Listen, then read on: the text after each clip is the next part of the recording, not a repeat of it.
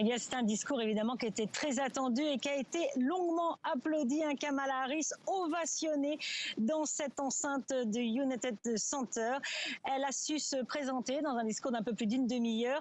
Elle, la fille d'immigrés de la classe moyenne, qui s'est toujours battue pour le peuple américain. C'est ce que j'ai fait toute ma vie, a-t-elle dit. Un discours qui a alterné entre les appels à l'unité et les attaques très virulentes envers Donald Trump. Elle a multiplié effectivement, point par point, les attaques pour montrer les dangers que représenterait le retour de l'ancien président républicain à la Maison-Blanche. Vous imaginez Donald Trump sans garde-fou, a-t-elle dit. Un discours peut-être plus solennel, plus grave que celui la veille de son colistier. Un autre temps fort de cette convention, Tim Walz, qui s'est fait connaître auprès des Américains avec un discours très bref, 15 minutes, mais très efficace. Lui, l'ancien coach de football américain dans le lycée où il enseignait, eh bien, a enflammé littéralement la salle avec toutes ses références au monde du sport pour comparer le scrutin présidentiel du mois de novembre à un match qu'il faut absolument gagner. Et puis, il y a eu évidemment les discours de l'ancien couple présidentiel, Michelle et Barack Obama, toujours très populaires chez les démocrates. Eux aussi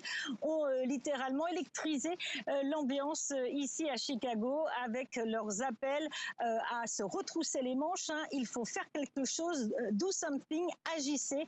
Ils ont appelé évidemment à élire Kamala Harris et puis on retiendra évidemment l'émotion de Joe Biden. C'était là le premier jour, le président américain qui a passé le flambeau à sa vice-présidente et qui a tiré sa révérence, Kamala Harris, qui est désormais présentée, qui incarne même l'avenir du Parti démocrate.